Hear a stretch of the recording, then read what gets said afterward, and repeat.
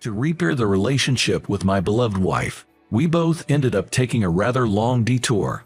But we won't be separating anymore. This time, I want you to listen to my roundabout love story. I'm Bob Conley. At the age of 26, I met Lisa Yoder at my co-worker's wedding. Lisa was the same age as me, attending the wedding as a friend of the bride. When I saw her from the groomsmen's seats giving a toast on behalf of the bride's friends, I was, to say the least, completely smitten. Her navy dress and stylish updo were just too beautiful. Love at first sight. I ended up telling my co-workers about it, and thanks to the newlyweds introducing us, I was able to get to know Lisa. Then, at the age of 26, Lisa and I got married. Lisa came from a father-daughter family, but she had cut ties with her father. Turns out my father-in-law had a hard time holding down a job and was fond of gambling.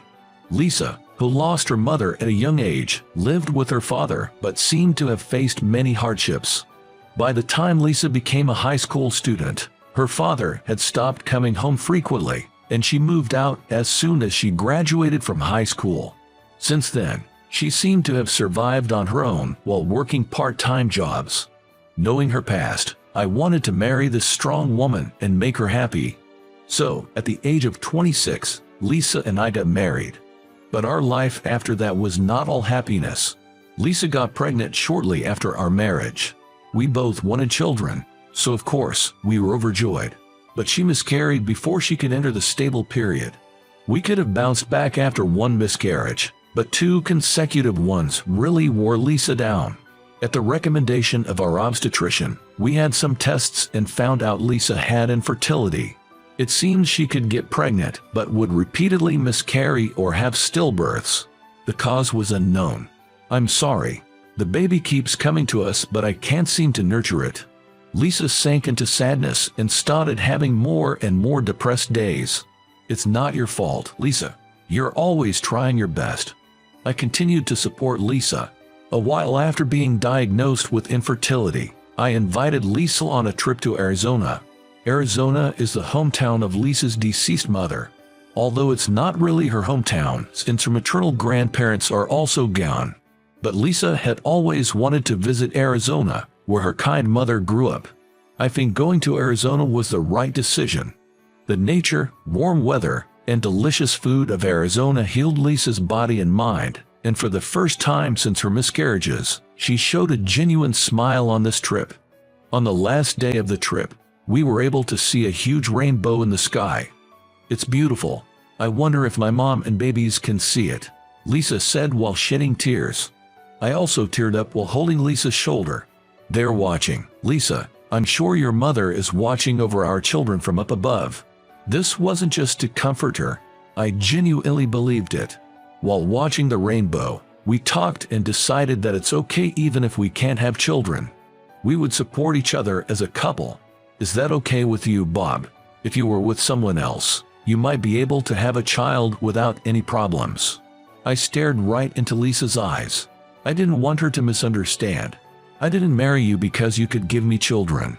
I married you because I wanted to be with you forever. What matters most to me is that you are with me, whether we have kids or not. Lisa was crying, her face covered by both hands. Thank you. Thank you, Bob. I'm sure that while she was struggling with the diagnosis of infertility, the thought of divorce must have crossed her mind. I'm truly glad we came on this trip before things escalated, giving us the opportunity to share our feelings. I genuinely felt that way. From then on, our life as a married couple was peaceful and happy, even though it was only for a brief period. When Lisa and I were 29, out of the blue, Lisa declared she wanted a divorce. Please, let's get a divorce. Lisa wasn't crying, her eyes not of hesitation, but of determination already set. Can't we talk it out anymore? I think my voice was trembling, pitifully. Dare, it's not a proposition, it's a decision I've made. I'm sorry if it seems selfish. I think it was the first time I heard Lisa's voice this cold. Why? Can you tell me why? To my question, Lisa answered without hesitation. There's someone else I love. For his sake, I can't stay with you anymore. It was the first time she referred to me as you. Her words carried such a strong will that I immediately understood that nothing I could say would change her mind. Maybe I just wasn't enough to make Lisa happy. Or perhaps being with me reminded her of our miscarriage. Or maybe I thought of various reasons.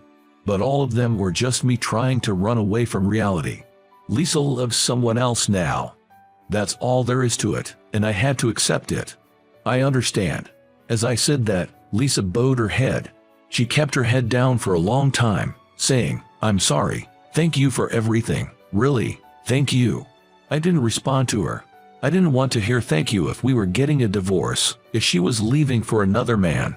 If she said that at the end, I couldn't bear any resentment. Even after all this, I couldn't think of Lisa as a terrible woman. Lisa in my heart was always my kind, adorable, beloved wife. Lisa signed the divorce papers and left the house the next day. I was curious whether she really went to that man, whether she could find another home that quickly, but there was no way to find out. I contacted the bride and groom of the wedding that led to our meeting and asked if they had heard anything from Lisa, but they knew nothing. No one else knew where Lisa went. Lisa had quit her part-time job, and she didn't answer her phone. The day after the divorce, I lost track of where Lisa was. I decided to believe that Lisa is probably happy with the man she loves. But I couldn't help but feel down, so I immersed myself in my work. My coworkers worried that I was overworking, but only during work could I forget about Lisa. I even went on a blind date at the request of my boss. You haven't been yourself since the divorce, have you? If you meet someone new, you might feel better, you know. The blind date I tried didn't go well. Well, the woman wanted to meet again, but I just couldn't imagine a future with her. I wanted the woman by my side to be Lisa. I just kept thinking that. I knew it was pathetic, but there was nothing I could do about these feelings. About 5 years after the divorce, I had a business trip to Arizona, Lisa's mother's hometown, the first place Lisa and I traveled to after our miscarriage. I decided to take some time off after the business trip and treat it like a heartbreak journey. Since 5 years had already passed, I had decided to take one last wander down memory lane and forget about Lisa once and for all. Once I left Arizona, having finished my work at the business trip there, I went on vacation. I aimlessly toured the places Lisa and I had visited together. I remember having a great time when we came as a couple, but being alone made everything seem tasteless and boring. And so, I ended up at a small local diner we visited. Wondering what we ate here, I entered the diner and heard a bright welcome. I recognized the voice all too well and found myself staring at the waitress. Lisa. Yes, the waitress was Lisa. Her hair had grown out, she had lost some weight, but it was undeniably Lisa. Lisa also seemed to recognize me, looking dumbfounded in surprise. Bob. Seeing our reactions, the restaurant owner asked if we knew each other. When I explained that I was Lisa's ex-husband, the owner was very considerate and let Lisa out for a break. But it was a real coincidence to see Lisa, and I was worried that Lisa might find it troublesome, so I looked at her cautiously. Lisa also seemed puzzled, but I thought this accidental reunion might be some sort of fate, so I called out to her. "Do you want to talk outside a bit?" I was prepared to be turned down, but Lisa agreed to join me. We walked silently for a while, but then it suddenly started raining, so we rushed into a pavilion in the park. That's when I saw it as Lisa wiped her rain-soaked neck with a handkerchief. It was our wedding ring, dangling from the necklace Lisa was wearing. I pointed at Lisa's necklace. That's our wedding ring, the one we chose together. You said you'd met someone else, so why are you wearing it as a necklace? Caught off guard, Lisa quickly covered her necklace with her hand, but it was too late. And Lisa wasn't wearing any ring on her left hand. Perhaps she hadn't remarried. And why was she still in Arizona? Maybe there was a reason for our divorce that I didn't know about. That's what I was thinking. After all, would she lose so much weight if she was happy with someone else after leaving me? Lisa didn't seem happy at all. Even though I accepted the divorce because I wanted Lisa to be happy. Lisa, isn't there something you haven't told me? I couldn't forget about you these past 5 years, but I want to forget about you. That's why I'm touring Arizona again. But I can't go back to New York like this. Why are you still cherishing the ring?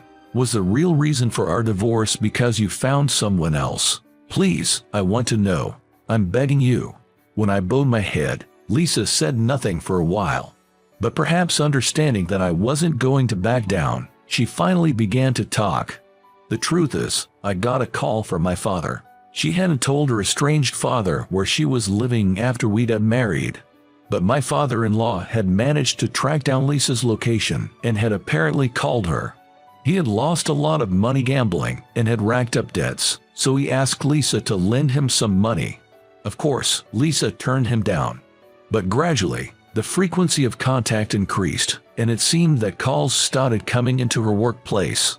Furthermore, these calls weren't just from her father, but also from unknown men claiming they had lent him money. It appears her father even threatened Lisa. If she continued refusing, he'd take it up with her husband. I was in the dark. Why didn't you come to me? Nothing happened. You must have been scared. I've probably already caused enough trouble for you, Bob, by not being able to have kids, haven't I? On top of that, I didn't want to worry you about money because of the debt. I didn't know if this was going to be a one-time thing with my dad asking for a loan. If there's a chance that this could go on indefinitely, I thought it would be better to separate from you, Bob. After 5 years, when I learned of Lisa's feelings, I felt utterly helpless. Lisa must have been heartbroken at the persistent contact from her father. At the time, I was living day to day without even realizing it. Lisa made the decision to divorce, thinking of me. Feeling like I've only ever scared and troubled you. Lisa, it makes me hate myself. Are things still the same? Are you still getting calls from your father? Lisa sadly shook her head in response. It seems her father had passed away a year after our divorce. He'd always been a heavy drinker, apparently, and he'd fallen down the stairs of a bar while drunk, which was the cause of his death.